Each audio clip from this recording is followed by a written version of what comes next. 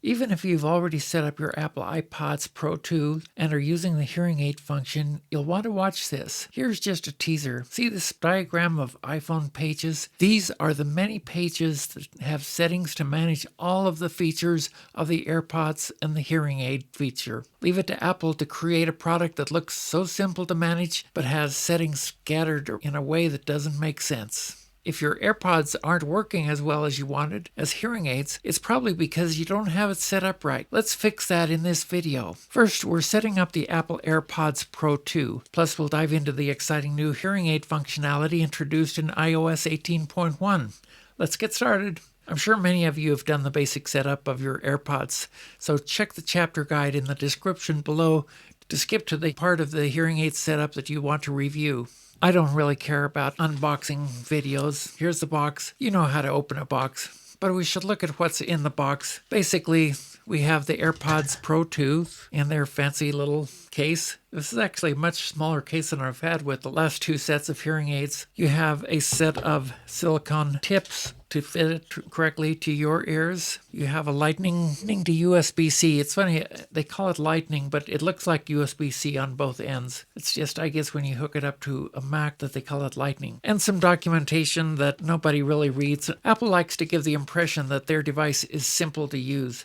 So the documentation is basically a diagram that shows how to charge the AirPods with multilingual prompts. The rest of the flimsy pages are legal speak, telling you things you should instinctively know, like don't swallow the AirPods. So these little guys come packed with improved sound quality, better noise cancellation, and now enhanced accessibility features. But the first thing you're going to have to do, if you haven't yet, is to update your iPhone. Before setting it up, ensure that your iPhone is set to iOS 18.1 or whatever the latest release is. 18.1 is the current latest release at the time that I made this video to access all the latest features. So just go to Settings, General, and Software Updates to install any available updates that are waiting for you. I recommend that you have your phone connected to a charger before upgrading. Once you've upgraded the phone, if needed, enable Bluetooth. Next, make sure that Bluetooth is turned on. Head over to the settings and Bluetooth and toggle it on if it's not already. Then connect your AirPods Pro with the Bluetooth turned on. All you have to do really is open the case near your iPhone and a setup animation will appear if you haven't set them up before. Tap on connect there and go through the basic settings. It wants to take a picture of your ears. It seems to like ears. I'm not going to go through. I'd have to reset mine to go through the redoing the connection. I'm sure you can do it. If you can't, if you run into a problem, post a comment below. And if I need to help you out, I'll definitely reset it. But follow the on-screen instructions to complete the pairing process. You'll be asked to set up features like Siri and personalized spatial audio. But we'll talk more about some of that later. Fitting your AirPods Pro 2. To ensure the best sound quality and noise cancellation, choose the ear tips that fit snugly in your ear. This may take some trial and error. How to wear AirPods? You know, this step may seem silly, especially to anyone who's younger than 50. It's something that you learned in the crib, right? Those of us who are baby boomers like me have had hearing loss since we went to Woodstock and spent the whole time with our heads stuck to Jimi Hendrix loudspeaker.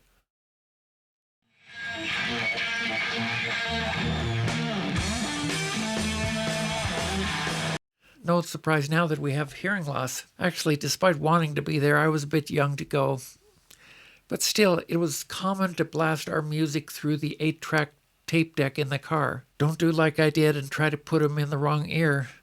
I know they're odd looking, but believe it or not, they have indicators printed on them with R or L. It's just on the back side of the stem. It's likely that you aren't going to see that with your bare eyes. The print is about the size of the legal print on the flimsy pages you threw out. Of course, I'm exaggerating, but it took me a while to find the tiny R and L on the inside of the stems. But don't try to force them in your ear. It may seem like the younger generations just must have been born with an AirPod receptacle in their ears, but I found this video illustration on the Apple site that finally clarified it for me, that you don't really have to push them in anywhere, you just kind of hang them from that one piece of skin. Why the heck they didn't print that on the one page of documentation that came in the box, rather than showing how to plug in a USB cable Seems like that would have been more important.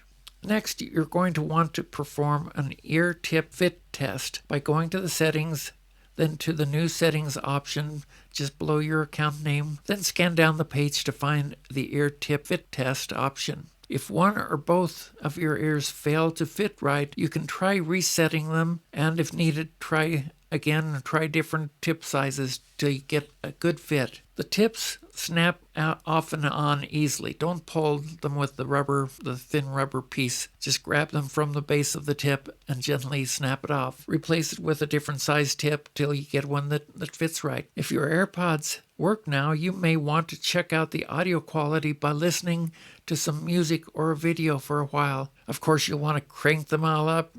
You do want to burn out any remaining hearing capacity you have, don't you? Actually, one of the neat features of the AirPods is their ability to protect you from sound levels that could further damage your hearing. But isn't the sound amazing? Even if you've had hearing aids, this is why you'll want to have these to wear from time to time. I don't know of any hearing aids that can replicate the audio quality of the AirPods, but we'll dive into that more later, exploring the new hearing aid functionality. Now let's dive into the groundbreaking hearing aid features in iOS 18.1 that make the AirPods Pro 2 even more versatile.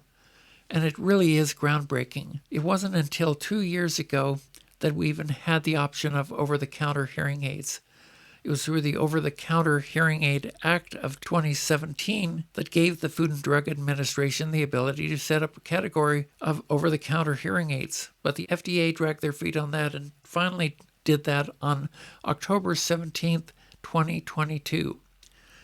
I bought my last pair of hearing aids, these Rextons that I got from Costco, on September 15th, 2022. So I didn't have the option of over-the-counter hearing aids like we have now. Unless you have really, really severe hearing loss, in that case you may want to talk to an audiologist. But frankly, I think this is a major development. Many countries, including Canada, still don't have that option. If they buy their AirPods Pro 2 and even update their iOS, they still don't get the hearing aid options. This is an exciting development that'll help keep our medical costs down. The AirPods may not be perfect as hearing aids, but they're definitely groundbreaking.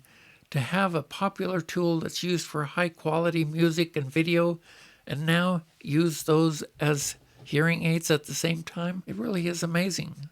We'll start by either taking a hearing test or by entering a recent test result that you've had done by an audiologist. In my case, I haven't had a recent test by an audiologist. The last one I had was 2 years ago when I got these, and that wasn't really an audiologist. That was somebody at Costco that just sat me in a booth and played some sounds. So again, we'll go back to that AirPod menu in the settings. Go back to the new settings option just under your account name and select the hearing test option and perform a hearing test. If you do have recent results from an audiologist, go to the hearing assistance option right above the take a hearing test, then go to the update hearing test results. Here you'll see the previous test results, whether they were taken through the iPhone or from an audiologist. To add a test from an audiologist, you can scan the page with your iPhone or manually enter the information.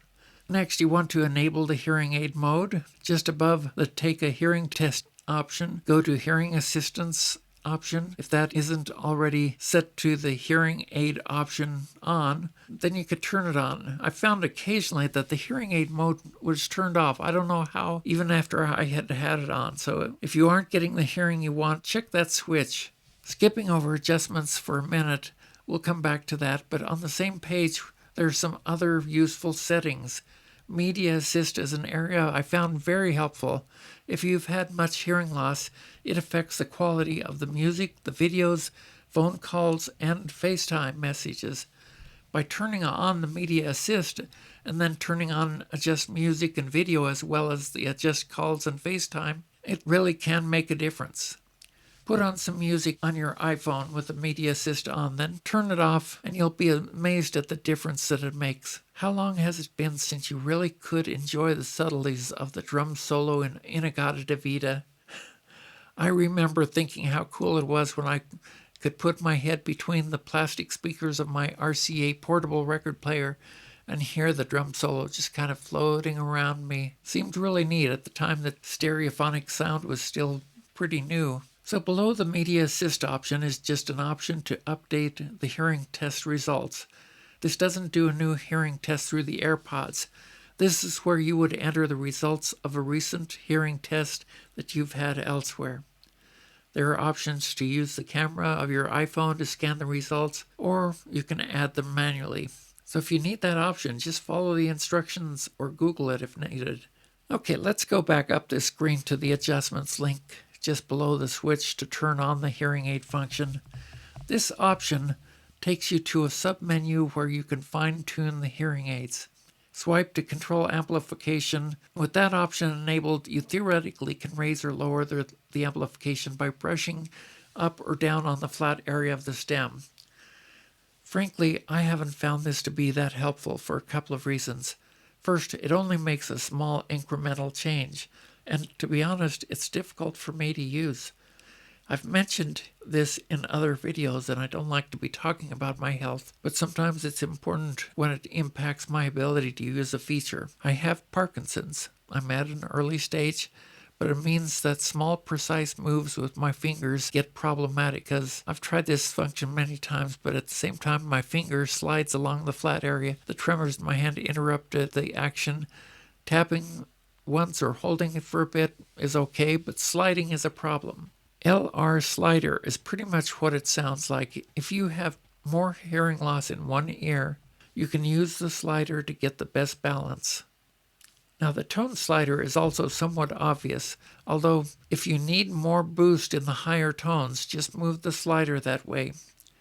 The ambient noise reduction slider adjusts the amount of ambient noise allowed through when you selected adaptive mode. The conversation boost switch focuses on sound capture on the person in front of you that you're talking to. Give it a try when you find yourself trying to talk to a friend in a loud restaurant. They give you the switch option here because it may or may not be helpful to you. If through all this you get your settings messed up, just click the reset option here at the bottom, and just to set them back to the factory levels. Let's go back a couple of screens where we saw the picture of the case and AirPods. Let's talk about these settings before we skipped on this screen. Here we have the 3 listen modes: transparency, adaptive, and noise cancellation. They're laid out in this order for a reason. Transparency lets you hear everything going on outside as well as any media that you're playing on your phone. For many, this is the best mode for general use of the AirPods as hearing aids. On the right side is noise cancellation, which is good when you just want to shut the world out and listen to your media. Adaptive is in the middle because it claims to balance the two extremes, letting you hear your media while also carrying out a conversation. But frankly, you're probably here because you have hearing loss, or perhaps you have a parent with hearing loss that you're trying to help. Unless your hearing loss is very mild, you won't want to balance media with hearing the outside world. I have moderate hearing loss in both ears, and it takes all my attention to hear what's happening, especially for conversations. But try all 3 options out just to decide what works best for you. Now this is one place where you can change that, but frankly, when you want to switch quickly, this isn't the way to do it. Down below some shortcut options, this is set to between the modes when you press and hold the stem of your AirPod, making sure you're holding on the flat area. Each touch and hold switches between you and the 3 modes. Notice that you can go into each the left and right AirPod controls to limit it to switch to 2 options instead of all 3 options. In my case, I find it best not to use the press and hold option on either hearing aid to change the mode because it's too confusing. I find it hard to tell which mode it's in after I do the press and hold. Instead, I change them both to Siri, and then I use this other shortcut that's much handier to select the mode, to select whether the conversation awareness is off or the spatial audio option, all under the volume control. One other option is to call on Siri to switch the mode. Below are the shortcuts for answering the phone, muting the call, and ending the call. There doesn't seem to be much you can change here. It's one tap to answer the call, and 1 or 2 to mute, and 1 or 2 to end the call. I haven't used these options. I think, in a way, I'm concerned that with the tremor that I may get a number of taps wrong. So I just go to the smartphone and answer or hang up. Personalized volume. I don't see any difference in this currently, but based on the Apple documentation, personalized volume learns your preference over time and adjusts your volume based on your tendencies. Conversation awareness turns down the volume of other distractions when it detects that you're talking or listening to another conversation. The adaptive audio mode is an option to modify the adaptive mode and allow or block more noise. The automatic ear detections and connect to this phone options probably don't need more explanation. Personalized spatial audio I have turned on and I like it. Frankly, it's kind of strange watching a video on my smartphone or iPad and having the sound just fill the room. There are times I've taken out one AirPod to make sure that I'm not hearing something outside of the little AirPods. The microphone I have set to automatic, indicating that the AirPods can use either mic. If you wish, you can limit it to one side or the other. Hit gestures.